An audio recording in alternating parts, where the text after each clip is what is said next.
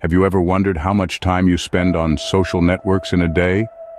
It's a question that may seem simple, yet the answer is often startling. The average person spends around 8 hours a day on social media. Yes, you heard it right. 8 hours, almost as long as a full workday. Now, let's break this down a bit. Imagine, in between tasks at work, during your lunch break, even while waiting for your coffee to brew, you pick up your phone and tap on those colorful icons. Maybe you're checking your messages, leaving a comment on a friend's post, or simply scrolling through a barrage of eye-catching content. It may seem like a quick look, a harmless peek into the virtual world, but the minutes add up. And before you know it, hours have slipped away. The illusion of quick internet surfing is quite deceiving. It's like a magician's trick where time seems to stand still in the vibrant world of social media.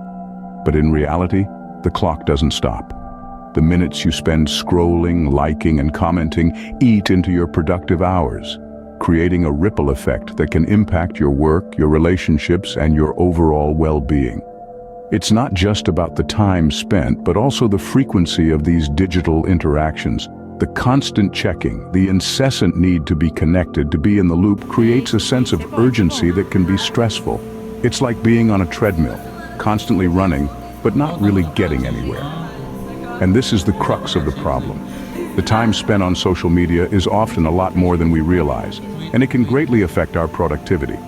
It's a silent time sink, a subtle distraction that can lead us away from our goals and aspirations.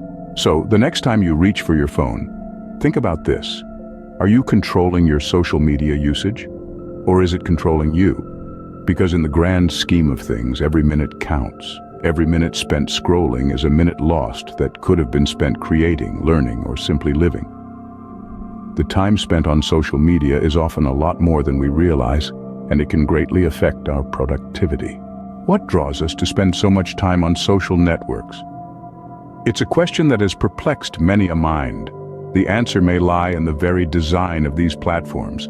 They are created to captivate our attention, to draw us in with an irresistible allure.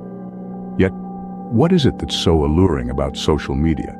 Firstly, there's the sensational information. It's the breaking news, the trending topics, the viral videos. These are the things that spark our curiosity and keep us scrolling for hours on end. Every day we are bombarded with more information than we can possibly consume, yet we are drawn to it like moths to a flame. Then there's the beautiful photos. Whether it's the stunning landscapes, the picture-perfect meals, or the glamorous selfies, we are captivated by the visual feast that social media provides. It's a window into a world that's often more enticing than our own, a world where everything is beautifully curated and meticulously presented. But perhaps the most powerful allure of social media is the need for likes and approval. Every like, share, or comment is a validation of our existence, a confirmation that we matter. It's a digital pat on the back, a virtual thumbs up. And let's be honest, who doesn't enjoy a bit of admiration and recognition? Yet social media is not just a platform for sharing and receiving positive feedback, it's also an outlet for frustration and negative thoughts. When we're upset or angry, it's easy to vent our feelings on social media. It's a place where we can express our discontent, share our grievances, and find solace in the support and understanding of others. But herein lies the problem. The allure of social media can often lead us down a rabbit hole of wasted time and negative emotions. We become so engrossed in the virtual world that we lose sight of the real one.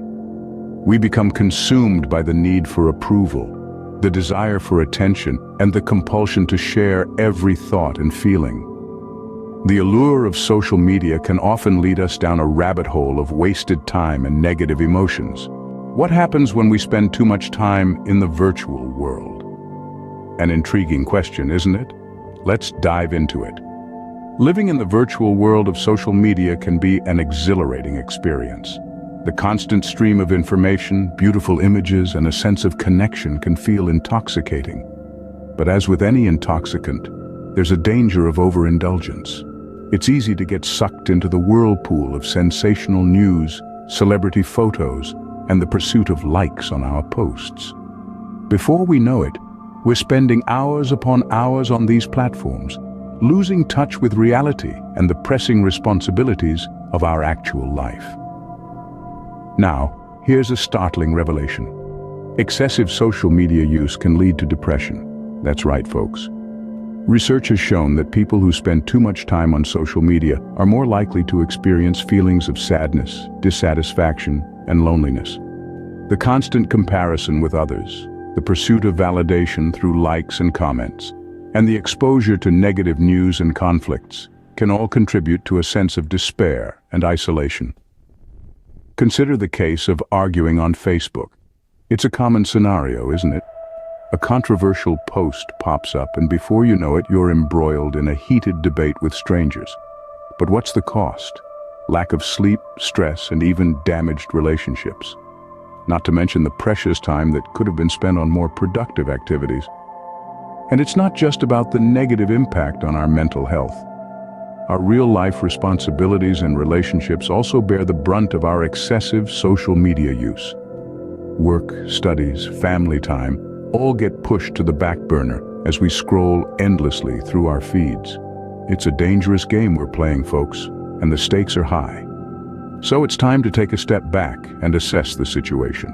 Are we living our lives, or are we just living through our screens? The answer to this question could be the wake-up call we need to regain control over our time and our lives. Spending too much time on social media can have serious effects on our mental health and our real-life responsibilities and relationships. How can we break free from the social media trap? The question hovers in the air, heavy and daunting, but the answer is within our grasp, a matter of taking charge of our habits and redirecting our time and attention. The first step is to set boundaries. Knowing how much time you're spending on social media is a game changer. Use apps or settings on your device that track your usage.